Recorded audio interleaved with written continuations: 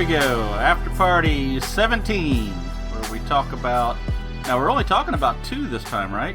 Nope. 3. No. So, we got 51, 52... And 53. You listened to it today, and it's all about Shakara. Oh, that's right. Well... Thanks for remembering me. No, it's just I forgot that we're going to release that before we have this after party, so that's pretty much just my fault.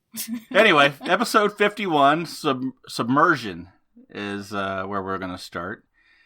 And I believe we were starting where the cave was flooding, and we were all trying our best to get out to survive, right? No, that was what Shaft was doing. I mean, at the beginning of the Submersion episode, yeah, and I think you did too. I'm just kidding. I'm just making... I think you. I'm sorry. I think you couldn't. You make up your mind. At least, yeah, you were trying to decide if you were gonna leave Falzarin for dead or then jump down something. I'm just making fun of how your turns were literally just running away the whole time. I think Elena's throwing shade. Yeah, that's what I was doing.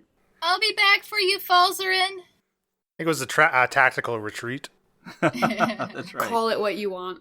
Yeah, let's talk about that. The cave was flooding pretty quick, and we were up and around. I think that's when you guys had the wall cave in to give you a nice clear shot at getting back to the crabs, right? Yeah. And Shaft was the only one that knew the water-breathing potions didn't work. I think I shouted that out. Oh, did you? Yeah, he did. I'm sorry, I was busy gobbling Bill as the breathing pod. Yeah. Nom, nom, nom, nom. That's right.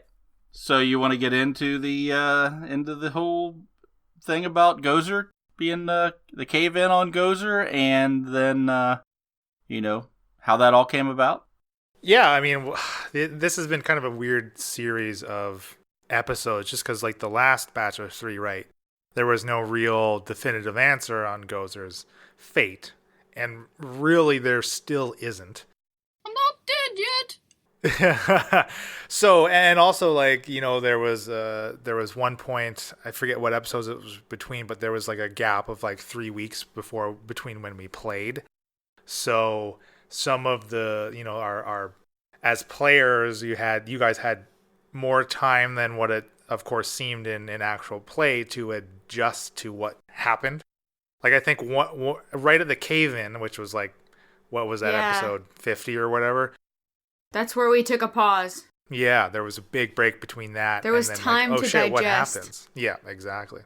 Yeah, I know Mike had mentioned to me when I was talking to him about, he said it sounded like it was maybe sort of, we all knew that she was going to die and are potentially dead. And I said, no, I didn't have any idea that Gozer would potentially die. So hard to not say anything to you for so long. So elaborate on what you just said. Yeah, what do you mean by that? Because I didn't know anything. I had been feeling frustrated with Gozer. It was really hard to express any of my thoughts and feelings and anything I wanted to say because of the way that Gozer talks. She says 3 words that mean 20 words. And it was hard to get that across. So I was frustrated with that. I was frustrated with just her story was pretty much told. Especially after Thuff died. Once Thuff died, that was... I mean, I don't want to say there was no point to Gozer, but everything she had been trying to do kept failing. And I just felt like her story was done. And I wanted to move on. So I had been planning with Leland for quite a while to kill her off. Now, you didn't know it was going to happen, though, right? No, I didn't know when it was going to happen. But you were acting quite depressed as Gozer. Like, the listener could pick up on that. Well, yeah, I mean, Gozer had been beaten down by the world. She was depressed, and I think it really was, I don't want to say a fitting end.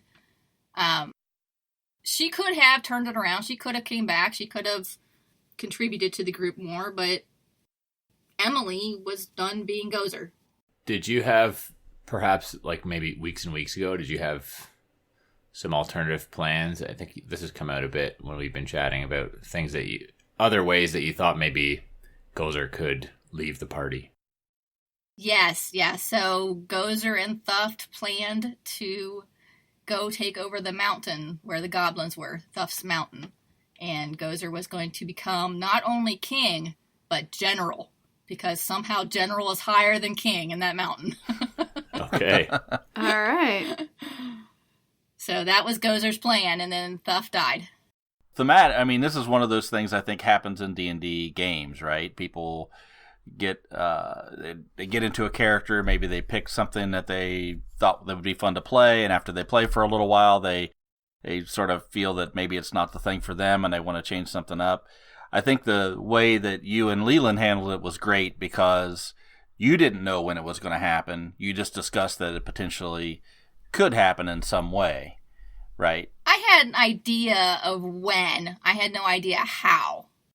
Well, I will say that as the opportunity became more and more clear, one in the direction in which you guys were heading and some of the events that had already played out, I was able to basically, narrow it down where, okay, this is most likely going to happen here for you. I will say that I definitely did not think Gozer, let me put it this way. I did not hope that Gozer was going to die in that specific part. I had in my head some other much more impactful, in my opinion, death that may or may not have occurred in a place that you may or may not have already been. So you had some plans. Yes, yeah. I mean, we both knew she was going to die. And again, as it became more and more clear and this opportunity just basically arose, we took advantage of it. Which is a big part of why we didn't try to keep her going. Like, if I had been trying to live when I went down that hallway, I would have remembered the relentless endurance. I would have remembered that I was raging, so all the damage was halved and all this stuff. I would have been trying to get out. Sure, it was a little lax. We kind of gave up on her. I think for me, when Thuft died, there was this moment that felt impactful, right? It felt like, oh God, what just happened? And we were all just sort of surprised that it went down. I don't think we had necessarily had that moment when Gozer went down, so I felt that, Shaft felt that Gozer was still able to be saved in some way. Oh, I get it. You all right? love Thuft more than Gozer, and that's fine. No, I think Thuft, there was no doubt when he had pustules burst and he went into a big pool, of goo, there was no doubt that Thuft was dead. You were just buried under some coral, right? And water, yeah. Yeah. Lots of water. Exactly.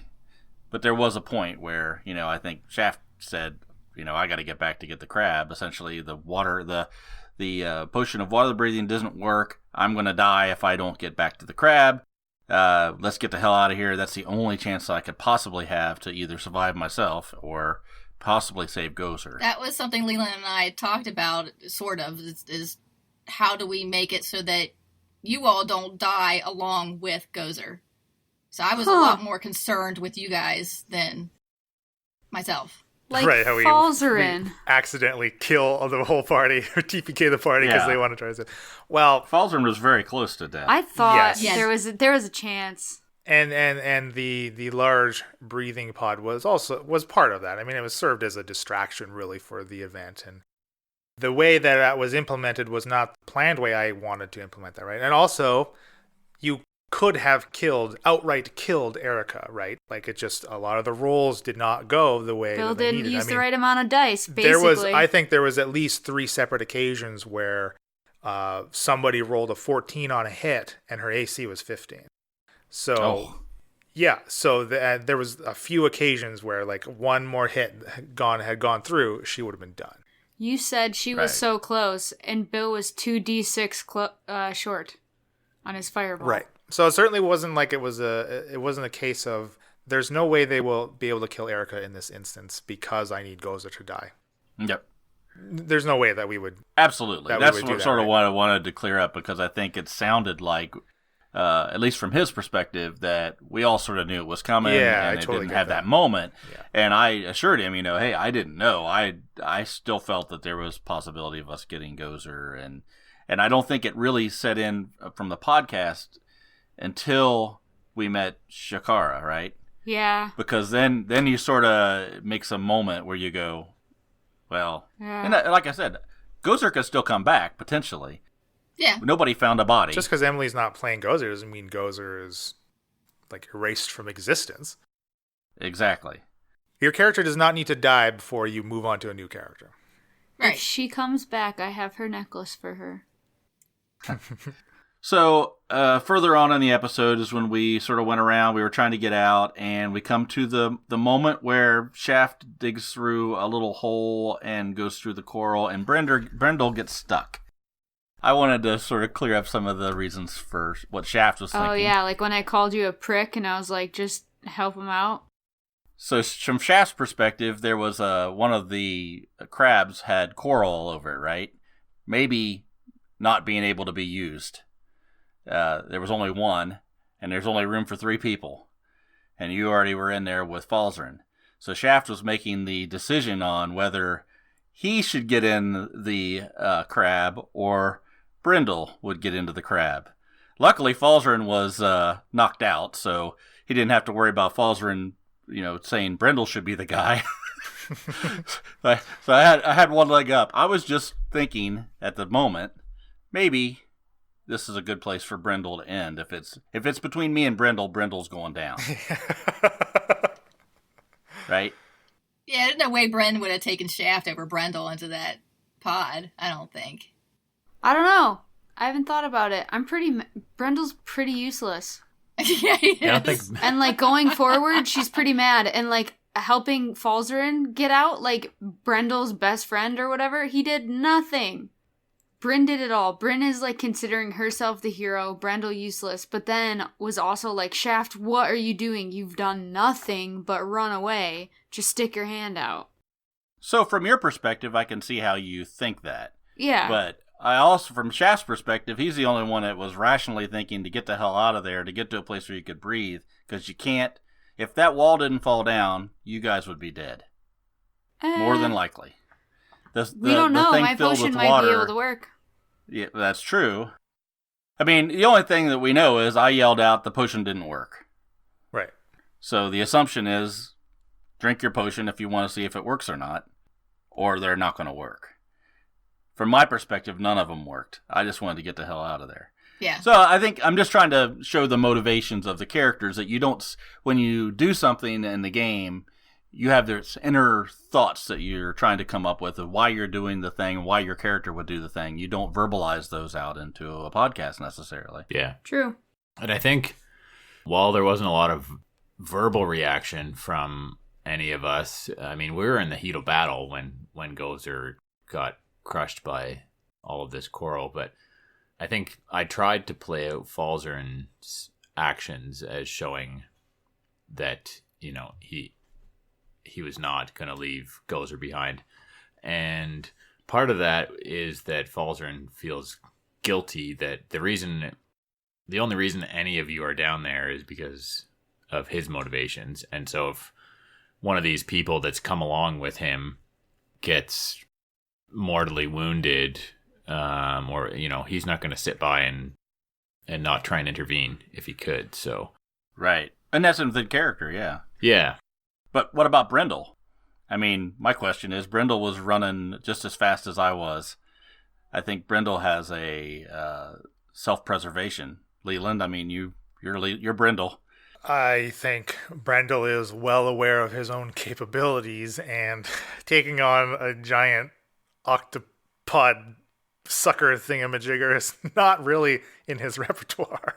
Yeah, that's true. Yeah, I mean, he's also seen what this party can do. I mean, he knows Falzarin's power level and the damage that Bryn can do. And I don't know. I think a little fight or flight kind of kicked in, and he got a little freaked out, and the flight took over. Yeah. Brendel's stats are what they are. Like, Bryn knows Shaft can deal some damage, and she was extremely frustrated that you wouldn't stick around to just kill this thing and help us all get out in a timely manner. I understand how you played Shaft. You played Shaft really well. Bryn was frustrated, and I disagree with what Emily said about how I'd rather have Brendel in the crab than Shaft. I think I'd rather have Shaft because Shaft and Bryn are inexplicably linked with that contract. And I know I need him to fulfill that contract. And as much as he's annoying me lately, he's way better of a fighter and worth more, and our money's stored together, and there's like multiple different things going on with Bryn and Shaft. Brendel, whatever. Makes a mean potion. Brendel makes a terrible potion, apparently. If I would have went the other way and chose to leave Brendel to die, would you have let me in? Would you have gone back for Brendel? You guys are both in there in the crab. I run in, I jump in, we shut the door, and I go, like, get out of here. And Falzarin was still passed out, wasn't he? Yeah. Yep. Could have used the crab to pull Brendel out. You're in safety. You don't have to worry about breathing water. I probably would have pulled you in. Yeah, I don't know. I wasn't super worried about, like, regaining Falzarin's consciousness, because it was kind of nice to have him, like, in the crab, unconscious, and, like, dealt with, to be honest. And, like, Bill kept chirping, and I'm like, you're unconscious, or you didn't hear that. Yeah, and listening back, I think it did, I don't know. I think it was a little bit of Elena and Bill getting annoyed at each other. I think the frustration in that interchange is that he was trying to ask questions about things that he wouldn't know because he was unconscious. But, like, we're in the heat of battle. Frustrated. Right, like, you were frustrated with the situation. Yeah, I can't tell you right now. Tell you later. So that brings me to my next question. So when Shaft did get into the other with Brendel and we went over and started beating against the wall to go get to Gozer, you seemed really upset about us doing that. Like it was more important to get out at that point, which is sort of a twist on what you just said about me earlier. Because wanting to run away, and now the tables have turned. The tables did turn, but the tables turned in my mind of like, I'm pretty sure she's gone. So like, I don't know. I don't have experience with like feeling like I need to go get a body and things like that. Like, I don't know, in Bryn's experience, like her friend Ciari or her parents, you guys don't know this in character, but like her parents were burned to a crisp. Like there's no body. So I don't know. The body doesn't mean much to me. Like she's gone. I think I was looking at it maybe from a time experience. Like there was probably about 30 seconds from the time this thing caved in to maybe a minute maximum that we actually got back to that, right? Leland, I mean, we're talking 6 seconds per round. But you're like she's suffocating already. That was explained to us. Unless she got her water breathing potion taken. And yeah, we didn't know that, and we didn't know, we only knew the amount of time. We didn't know if she was breathing or not breathing or anything like that. Okay, well maybe I did a poor job of role playing, and like as Elena was like, she dead. No, I think what I'm trying to bring to attention is why, is the amount of time is why Shaft went back to try to bust through the wall. Because he still felt that there was time to go save Gozer. That was the reason. I thought it was just you going back for the body. And I get that I trapped Falzarin and he wanted to go, but it seemed like I had already made the decision to stay, and so it didn't work out, whatever. No, I'm just saying that's one of the things that I had on the list here is the whole thing about Brendel and the death and what we did after that. I felt like you deserted Falzarin, who was still alive, while he was struggling, and in Bryn's mind, Gozer was dead. So, like, you deserted people that could have been helped, but Gozer couldn't have been helped, is how I think I played it. No. That makes sense. I mean, the whole situation is messy as fuck. Yeah. Yeah. Everybody's reaction is also going to be pretty messy, right? I just don't think there was a right thing to do in this situation. Do you think that during roleplay it would be take us out of the role-playing position if we had to describe our motivations, or is it better to describe the motivations so people aren't confused? What? Because do you see what I'm saying? Yeah, I get you. If you in the middle of doing an action, you stop to explain that action, does it take you out of doing that action? I think so. Yeah. I think or if I stopped and said, "Hey, I don't want to save Brendel right now because there's only room for 3 in the crab," that gives the other players meta knowledge that they may or may not roleplay against, right? Yeah. Exactly. That meta knowledge is hard, and that's why part of like when Falzarin woke up and he was like asking about all these things, I was like, there's no time for it right now. You know what I mean? Like that meta knowledge doesn't need to be there. Play in the role that you were knocked out. I think, listening back, I think I did a pretty good job of what an unconscious person who the last thing Falzer remembers is what the last thing he remembers, which is trying to save Gozer, who in his mind maybe is still alive, trapped under rubble, and being attacked by this thing. Next thing he knows, he's awake in a crab. I think the questions I asked were reasonable. I think so too, yeah. Yeah, I think it's, you don't know how much time has passed. But yeah, that's the thing. You don't know how much time has passed. Exactly. So I guess that's one thing. other thing I was trying to get across is a lot of these times we'll have a whole podcast, maybe even 2 sessions, where a matter of only minutes pass. Yeah. In real game. And, you know, especially when you go into combat, a lot of things happen in a very short period of time. And it's hard sometimes to keep in mind that, you know, only 30 seconds have went by. And your motivations of why you do things. That was sort of the point. Yeah.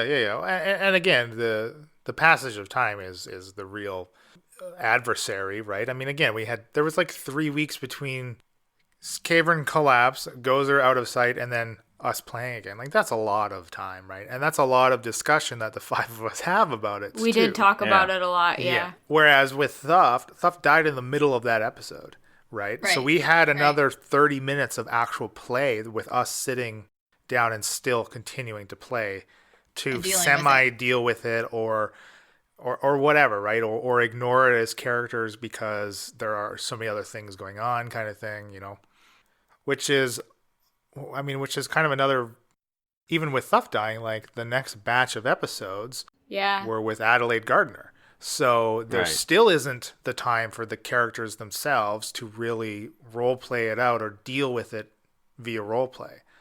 And I think you guys still did a great job of, though, injecting those aspects into the situations that you were in. And of course, you know, we had some time after those episodes and et cetera, et cetera. Like, it all eventually comes out in the wash, basically. But in the moment, it can seem like confusing, I'm sure, for the listener, right?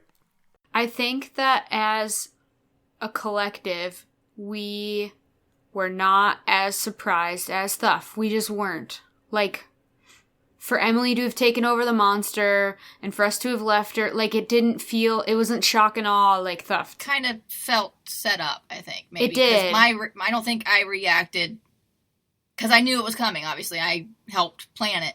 So I wasn't reacting in a way that was like, oh no, this just happened. It was more like, okay, this happened, let's go on. And I think what happened was that shock and awe was like, okay, Gozer's trapped, you know, everything fell and cut, like we've kind of said, but we really replayed that shock and awe for like 2 weeks, 3 weeks, whatever, in between in our own little chat.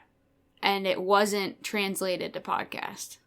So for like the next play session, we were like, okay, she's screwed. Right. I had some suspicion that you were planning something for Gozer that would perhaps take her out of the party. Not necessarily that she was going to be taken out by a bad guy or anything, but I had suspicions that Gozer was going to find something else to do. So I think that maybe detracted a little bit from my being surprised by it in the moment. What gave me away? All the sulking in alleys by yourself at night. Yeah. I have a good question from a fan, actually. Our number 1 fan, Jessica. Emily, how do you feel about saying goodbye to Gozer's character? If she's really dead, which I'm not certain I believe, #trust issues. So how did you feel about saying goodbye? How would Gozer feel about how things went down? Would she consider it a good death? I do miss Gozer. It does make me sad that, for now, at least, I won't be playing her. I did like her chaoticness. That was fun. But she was also frustrating, and I'm happy to be getting into this other character, Shakara, and seeing where she goes. I think she has a really interesting story, so I'm really happy to be going on this journey. Would Gozer consider it a good death? I don't know. I think it depends on whether or not she got Erica also in the end. So if Gozer is dead, being crushed in a hallway, no, I don't. It's not the worst way to go, but not really a good way to go either. You were reacting and defending Thuff's honor. Yeah. Which, I don't know. Yeah, I mean, but it's more like you want to be cut down by a foe that is mightier than you. And I don't know that Erica totally fulfills that. Yeah, falling into it like a trap almost is not the same as a big hulking opponent who's just stronger and has a massive axe that cuts you down or something. Right. Well, that's only because that's the way Gozer measures strength. Right. Exactly. Yeah, Gozer doesn't care about brain strength. She cares about muscle strength. Right. That's why she loved Falzarin so much. That's right. Jess's, her last question kind of leads us into Shakara, which you kind of mentioned a little bit, but did anything about the current makeup of the party influence the choices you made with this new character? Totally 100%. All right, well, explain yourself. Okay, so I wanted to play Dragonborn because I hadn't and they sounded cool. The type of Dragonborn I chose was a fire-breathing one because that would make Bill jealous. Literally, Bill that's / Falzarin. That's the only reason I chose fire-breathing. Bill's not jealous, but Falzarin probably is. Make Falzarin jealous. I chose a paladin because we still need somebody that can be a tank, that can be the frontline fighter. But it would really be nice to have somebody that has a little bit of healing ability. Yeah. So paladin fits the bill. I mean, I didn't want to be a cleric. I could have been like a war cleric or something, but I've played cleric a lot. I needed a break from cleric. So I never played paladin, so I wanted to try that. So yeah, it was that's main driving force behind those choices. And good. I wanted to be good because let's face it, Bryn and Shaft are not good. Neutral. That's what I was going to ask. They're not good. We're super neutral, guys. I was going to ask if alignment played a role at all as well. Yeah. So Falzarin started good. Mm-hmm. I don't know if I consider him good anymore. Mr. Warlock. So I thought it'd be really interesting to get a good character in there and see the interaction. Like, you guys go and try and steal something. Shakara is not going to be down for that. Right. She wouldn't have stolen those crabs. She wouldn't have been happy with that. So just to throw in that interaction and throw in that conflict, I thought would be really interesting. Maybe some of Falzarin's good side will come back to the surface. Yeah, maybe. And then also, like, when something happens, I think it's probably hard for Leland to motivate us to get to go do something because we don't have we don't want to have a person that wants to go save people just because they should be saving people. And it's... What do you think I did to Falzarin? If Falzarin wants to do that, generally everyone just shuts him down. Yeah. So maybe they'll be... So now it's 2-on-2. Exactly. Yeah. With Brendel hanging about. 2.5. It gives him another lever to pull for sure. Yeah. So we sort of pulled. We took the crabs up. Before you go on, sorry. I just want to say that Dave Super McDad said he would miss Gozer, and that made me happy to hear that she will be missed by somebody. I think we're all gonna miss her. She was fun. She was an interesting addition to the group for sure. I felt like there was more I wanted Bryn to figure out about her. I don't know there was anything to figure out about Gozer. Well, there was glimpses, you know? I will most miss Gozer and Thuft. That duo I really liked. They were cool together. Yeah, it was fun playing with Thuft. I was hoping that they could have kind of retired together. So what would the party do had Thuft survived? And we get this point and now Gozer dies and Thuft is still around. Would she have charged down that hallway because she threatened Thuft, so that's... Sure. Oh, yeah, I guess it would ripple and a lot of circumstances would change. I mean, would we still have... Would Brendel be around? Would maybe we could have a spin-off Brendel Thuft team-up show? Where there's a solo session where Leland's doing both sides, Brendel and Thuft.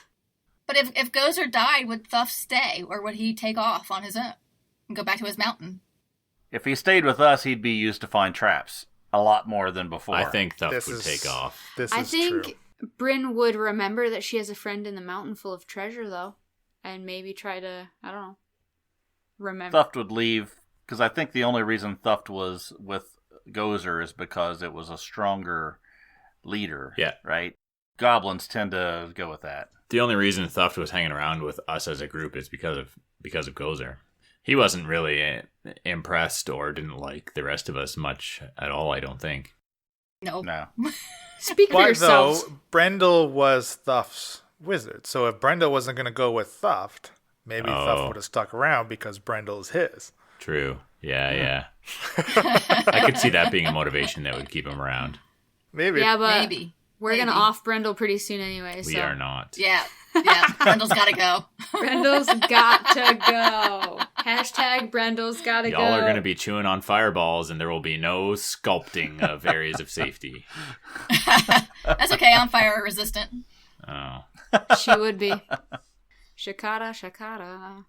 Okay, so we got back in the crabs. We headed out, grabbed Grimby Chum and Jerry on the way. Oh, Jerry.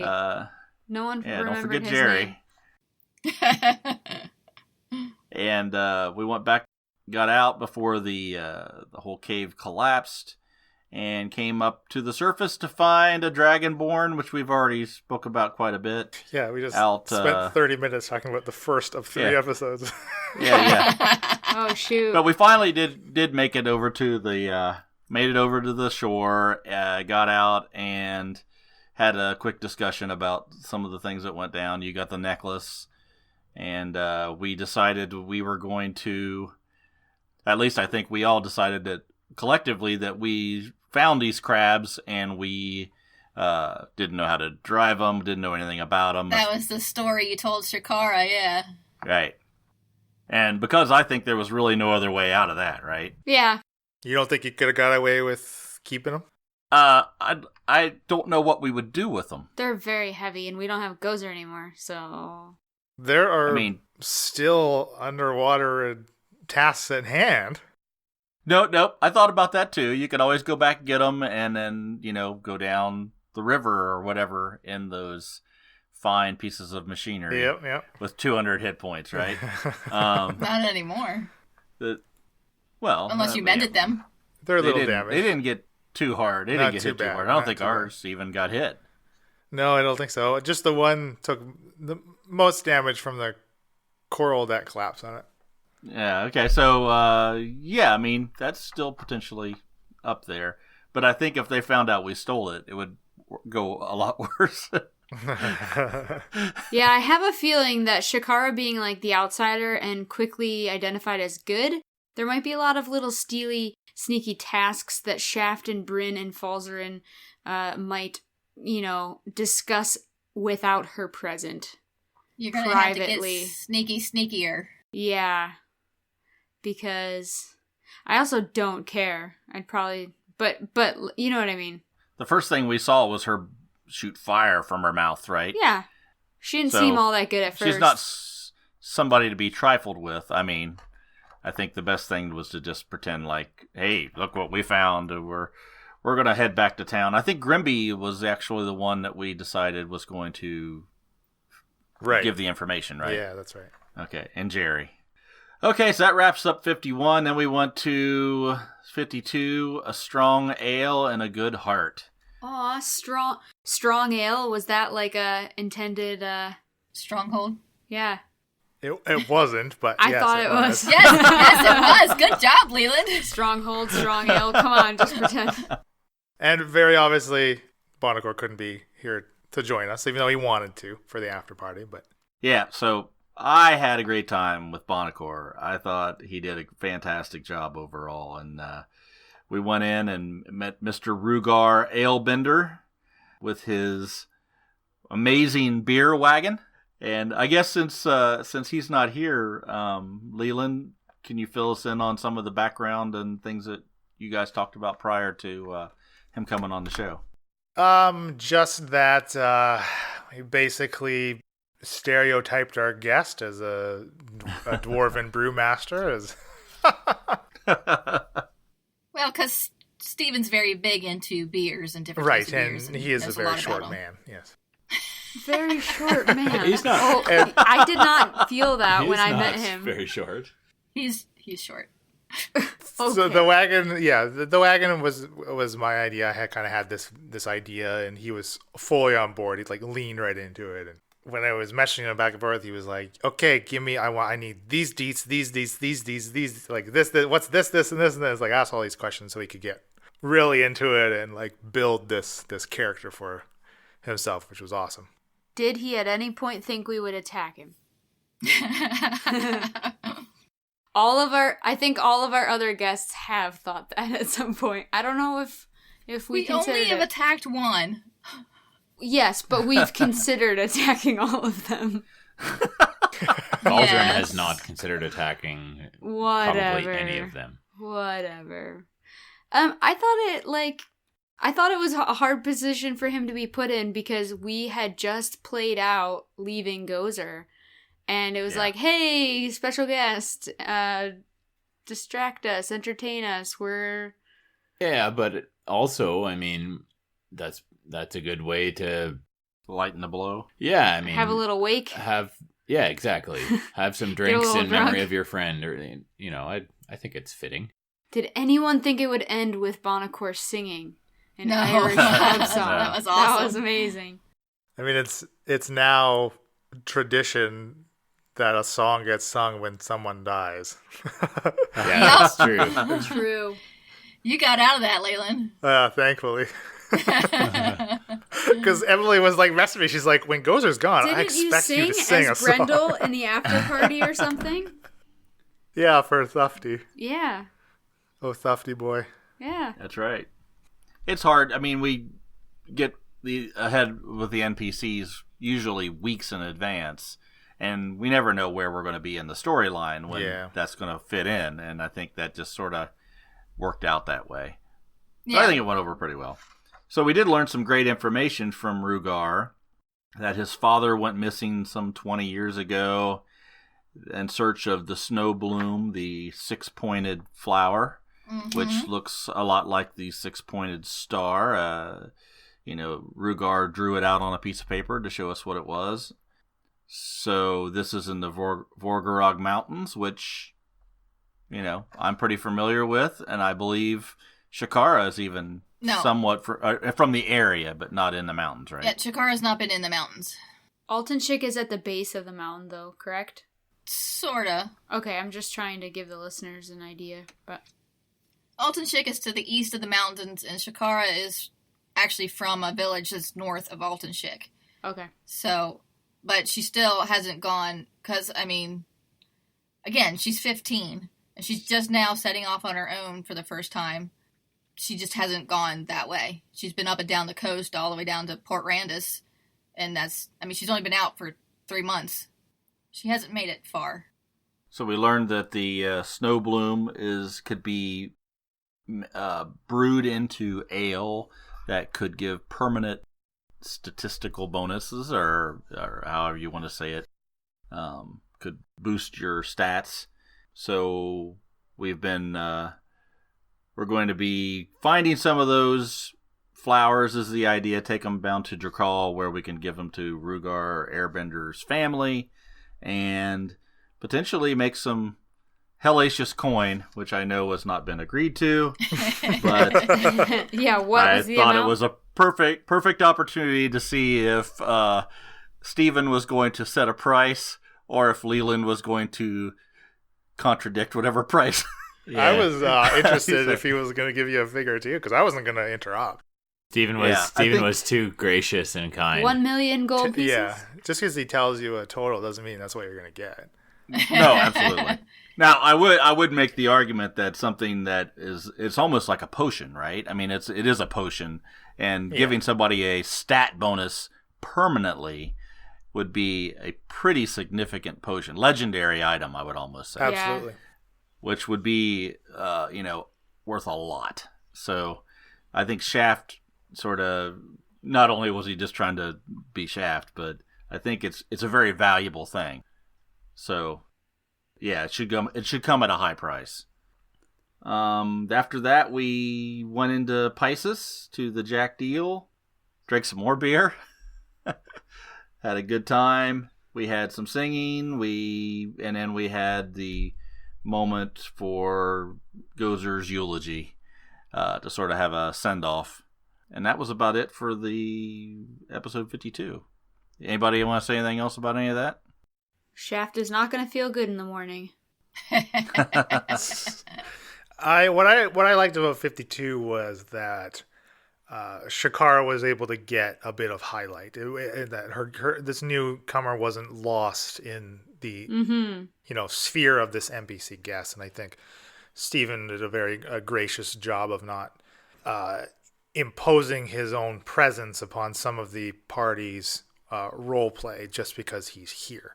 I think that was well done on his part, and I think the role playing as a whole for that episode was well done on all of your parts. I really enjoyed it. Yeah, he fit in well.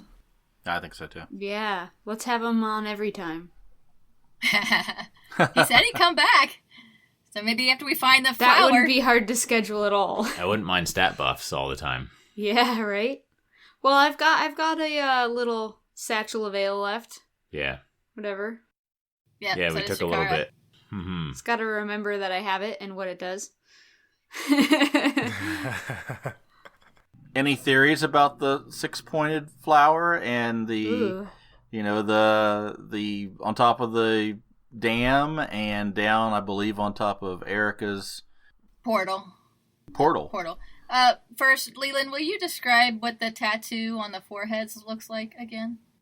I have never described what they look like. What? Would you describe what the tattoos on the foreheads looks like for us then?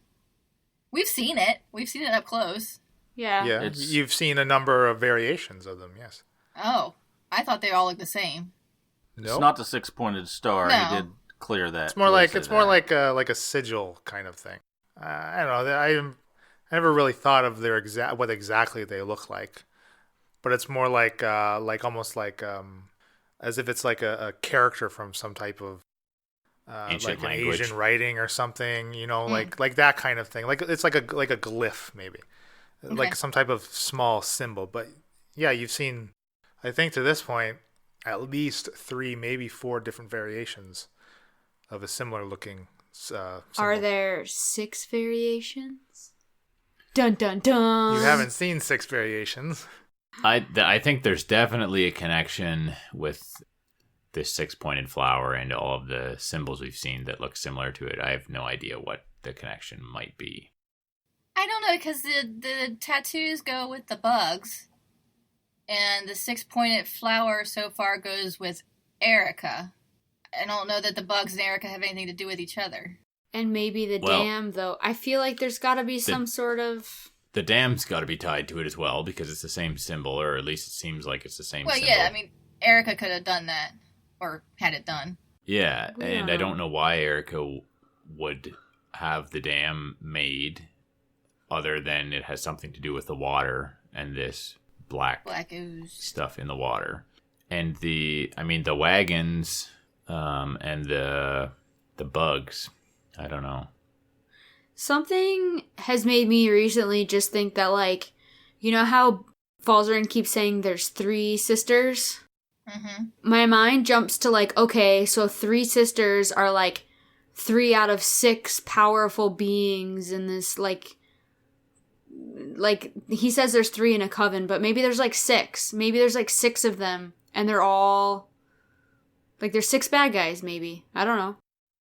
And then John and I were talking earlier, maybe Samuel Colstis is working against the 3 sisters. Oh. And the towers, he's searching for something that he can use to fight them. And, I mean, there's a side saying that it's destroying the land, but it's not intentional. It's not his hope. He's just, that's what's happening in order, it's for the greater good of taking out the sisters. So you're saying that the Paladins of Cultus could be, like, the good guys, but we are being brainwashed by Falzarin and Isabella. And we're working for the bad guys. Dang It's it. always Yeah, Falzarin's maybe. fault. I mean, Maybe. yeah, I mean, we don't really know what side we're on. If they are on opposing sides, how do we know? Right. And who's Right. the worst evil, really? I mean, theoretically, if you look at the 3 different coven witches or whatever you want to call them, you have the one that's in the water, right? You have Erica, and she has these deep scions, and we all sort of suspect Like that Falzarin. Falzarin died long ago in a shipwreck. He's been turned to a deep scion. It has the ability to appear as a human, and she has some inner workings going on there. That theoretically, you have Isabella, who is stitching people back together. Right? She's more of a construct and building these things. It's sort of A her necromancer, army. yeah. Yeah, ish. And she was also making like the enchanted stuff too, right? Like the arcana Yes. stuff. Yeah. Exactly. And then the sister we haven't met yet, Jessica, was down. What And was that one Victor. that was? Yeah. So did you say something about disease, right? Was Victor causing the madness that Right. maybe we don't know if people Right. were dying from this madness or not, or anything. So you essentially have, potentially, if they were all on the same page, this army of deep scions and constructs and weaponry and madness that could, be going building up to take over everything. And maybe Samuel Cultus has seen that for a long time and trying to build up something to protect the world from that. We don't know. Thoughts, Leland? I've been watching his face. And our job is for the mayor of Goldham to take Yeah. out the towers. So why he's concerned because of the wildlife and the crazy stuff going on, but is there something else at play? Well, and he wasn't the one that made the original deal to Yeah. have the towers built. Right. So- The That's bad. Lakely family is tied to the Cultus family for sure. Right, so Blake Lakely might not know all the information about what's going on with the towers and why they were built. He just knows that his town's being attacked and he doesn't have his cushy living anymore. Lakely has to know that the Lakely name worked with the Cultus name to build those towers. Like, they were right. Like, the blueprints were right. Well, yeah, but that doesn't mean he knows why the towers were built. No, not necessarily, but it's funny that he would want his own construction deconstructed or taken down or depowered. Like, Well, I because haven't... he's lost his cushy position. His town's being attacked and he no longer is living the high life. That's all he sees. I mean, he seems like a very shallow person. Unless it's a setup. It could be a setup. Yeah, I don't know. There's so Never many discount that different... possibility. There's so many different options, and I swear most of the time on our private chat, we're just giving Leland ideas. A good DM is always open to listening, Like, quietly stop saying listening that, to Emily, their stop players. saying that. Absolutely. It's funny because like there's bits and pieces of information that a lot of you individually have that I sometimes struggle to remember that only that person has. So it's really difficult to comment. But I have just one question after listening to all this from you guys: is then what has caused this fissure between Isabella and Erica? We don't know that. That's the one thing that seems a little odd to me. But the only information we really The have is answer what Falzarin's told and us. his cute little bum, you know? Yeah, what Falzarin has told us about What his bum Isabella. wants. Right? I don't even think Falzarin knows why Erica's on the outs. Well, he doesn't act like he and does. if he does, he hasn't shared that. And I don't think he would. Right.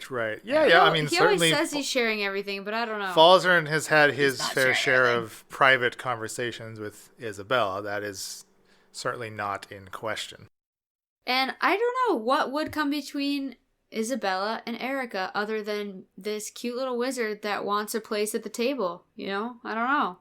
But why is she so ready to give it to Falzarin? And why is she Right, so ready to he- turn on her sister? Falzarin was offered that place at the table, right? Like, Yeah, I know. That's a question that you should know the answer to, hopefully. 'Cause I don't think we have enough information to put that piece of the puzzle together right now. Bill's not saying anything. Yeah. No, I agree. yeah, no comments over here, huh? Especially every time we say deep Saya. He's like, You hit the nail on the what's- head. What's that? Deep Scion. Oh, crap. It's something so much worse. Probably. Maybe there's another group at play that we haven't come across yet. Powerful group. I have a It's feeling. also pulling strings. Uh-huh. Well, I mean, also, like, where the hell did these weird bugs come from? Yeah, where do right. the bugs come What the from? heck is what's going on with them? Who's their overlord? Birthing eggs all over Why the are place. why are they digging tunnels in the mountains? Right. I guess that leads us to 53, where we talk about Shakara, who had a little more information to add to the storyline about things such as that. So, since this is really just Leland and Emily to discuss. I was gonna say, how convenient, though, that we meet Emily, we're drinking, and she has forever to tell us all this stuff, too. So, she's pretty much filled us in, right? Yep, you guys know everything that happened in... Pretty much my recounting of everything that happened in 53. But we don't share much with you. Nope, you didn't share, or not that I remembered anyway. But, like, none of the other three that are, like, Shaft, Bryn, Falzarin, we haven't talked backstory much at all. No one's been able to hear each other's backstories, but, like, you're the first backstory we could listen to, basically. Well, yeah, I think Shakara is going to be more of a little chatterbox. She's very open, because she's not had the experience to make herself be closed off from the world yet. So she's still fresh. We'll give it to her. Oh, I'm sure. She will not survive this relationship unscathed, I'm sure. I think Falzarin probably started out similar to that, but when thrust into a group with everybody else who's very tight-lipped and not sharing, that doesn't make... Yeah, I'm hoping Shakara will be able to draw Falzarin's backstory out. She very well may be able to, yeah. I don't know that it's necessarily the case that Falzarin is completely opposed to sharing anything, but when you're traveling with three other folks who aren't sharing Who murder people right away. Do you think that us knowing as players that there's a lot of times where people go off mic and have these little conversations and then they come back, and in the storyline you shouldn't really even see anything, right? Do you think it's our untrustingness with each other, untrustworthiness we have with each other, is because of the players knowing there's a lot of side things going on? Because I have a feeling that there are a lot of character things that happen sort of, off to the side that the other people wouldn't even know about at all, to give you a feeling of not trusting them. You guys follow what I'm saying? Yeah, again, we go back to this metagaming problem that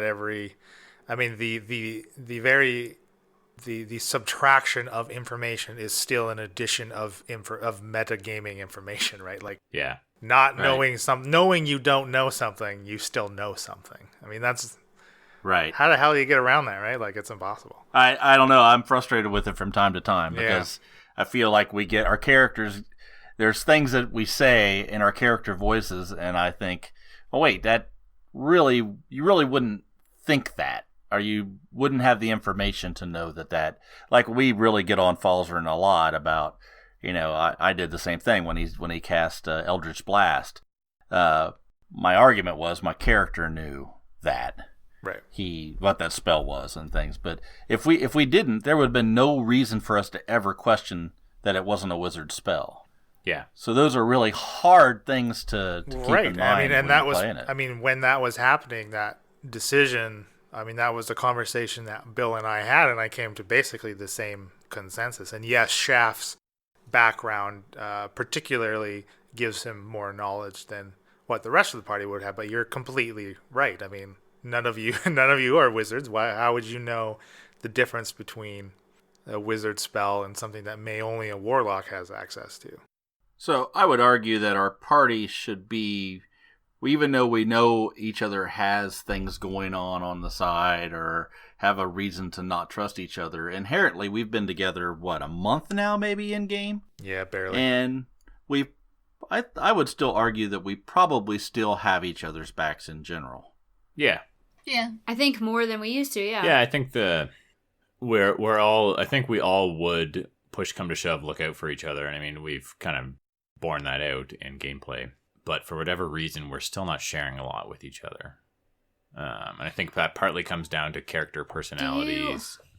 Do you think that any of it has to do with the fact that, like, we already role play a lot in general, so we don't have the desire to sit around a pub and talk about backstories? Because we role play, like, through the whole episode. I think that's part of it. I think part of it is that, you know, maybe there's just not a lot of opportune times where, as players, we think it makes sense to have a 20-minute chat about what Falzarin did in his teens or whatever, you know what I mean?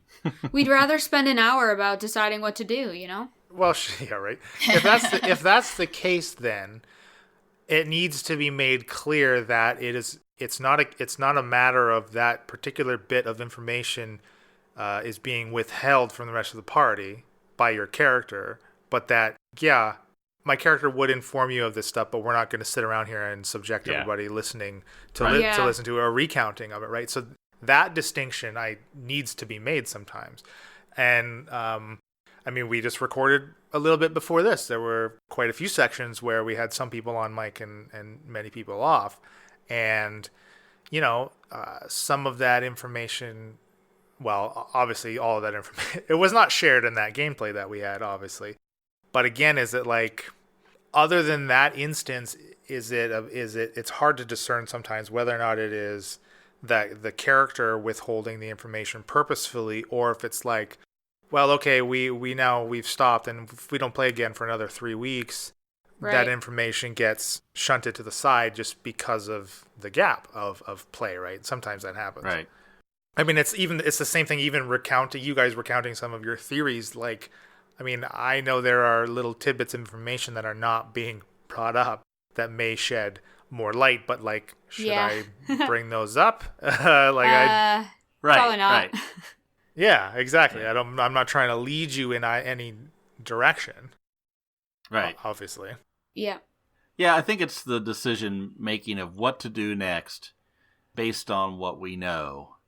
Could be, you don't want to railroad it into a direction, but we could go off on a whole different tangent for a lot of reasons. I think what you've done, at least from my perspective, like the whole thing with the flower in the Vorgorog Mountains, is you put that there, but then you said the key thing that it looks like the six-pointed star, right? Mm-hmm. I don't think if you would have, and I think that's a good DM trait, right? You're giving a piece of information that they could pick up on and then can follow through. I don't think if you would have said that, we would have been as interested in going to find the father and go get the beer thing. I don't think we would have done it at all. We would have been more about one of the other lines that we've already been following. Yeah, well, and that's funny that you say that, because I didn't even really put those together, because I'm surprised at like how interested you guys are in pursuing this. I'm like, okay, I wasn't quite expecting them to be really into this mountain necrosis thing, but okay, let's go. Well, see, now you just blew it all out of the water. Yeah, and now you're taking it something back. really now cool. You're like, now why did I say you six-pointed? just fucked it up. But I think that's fair for a DM to do, because if Falzarin has seen this symbol on top of the dam and the symbol on Erica's door frame, and then also sees this flower that really reminds him of those symbols, that would stand out to Falzarin. Oh, absolutely. It is information that you need to have described to you. It's just like, I'm just like, from my, again, it's because I have all of the knowledge, and in my mind, there's a hierarchy of events that I think you guys prioritize, and then you always switch those priorities around for yourselves and throws my list out the window. So it's funny. It's just like, I find it interesting witnessing how the party's priorities change based on something maybe insignificant, maybe significant, that I think maybe one way or the other too, right? Like, I don't know. I think that's the cool part of DMing for me too, right? Is, again, I like being more reactionary than, having something planned out. I like reacting to what you guys do. What would you do if Bryn stole Falzarin's cube and took the towers herself, like in the middle of the night? Tell Elena she needs to roll up a new character. We'd have a series of episodes solo episodes for you and I. I should at least do it, because then I get some solo episodes out of it. Airtime, baby. Just kidding. Well, I really enjoyed Shakara's solo episode. I think Emily, your the first like 10 minutes that you wrote up and recorded was great. It was perfect. I agree. Thank you. It was really good. You wrote that all yourself? Yeah. That was really good. Thanks. I thought she sounded like super pretentious when I listened back, but then I thought, well, yeah, that's fitting. Yeah, you really slammed the Dorset Salvage. Yeah. Yeah, she's not fond of them. They save people too. They just need to make a profit, otherwise they'd be out of business. Saving people is secondary. Well, and you know, it's again with this lead up of knowing like, you know, Gozer is going to be quote unquote retired. Like Emily and I basically like played over Discord a few things too, right? And over the course of like a day or whatever, we can kind of go back and forth and basically play. So that was fun for me too. Yeah, that was fun. Cool. Anything else on 53? The solo episode? Anything that you guys talk about the interaction between you or the information that was given that wasn't out there before or anything like that? We kind of already talked about this, but I think it was really refreshing to have a party member know some information and share it with the rest of us. Yeah. We'd probably be further ahead in solving this mystery if everybody shared everything with each Oh, other. is that true? Yes. I'm just saying, Everyone's like, yes. if John's This is got 100% true. if Shaft has a I crumb know and there's Falzarin has a lot of crumb, times I get very frustrated because I know I could just say something and I could get the complaints against what I'm doing off my shoulders. right? I could give that piece of information and then everybody would go, "Oh, I understand." But Shaft is not going to give up that piece of information because information is power, right? Valuable. Being able to know what's going on is valuable, especially for somebody like him, a bounty hunter, a guy who goes and talks to the guys on the street to get the information and those kind of things. So as John, it's very frustrating because I know I could give a piece of information and it would solve the issue of everybody distrusting what he's doing for the most part. Yeah. And not in all cases, but I mean, keep in mind, Shaft is going to look out for number one first. I think we've all established that day one. But it doesn't, I think each one of the characters, like Falzarin, of course, I'm sure there's plenty of things you could say that would enlighten us to help us feel more trusting of you.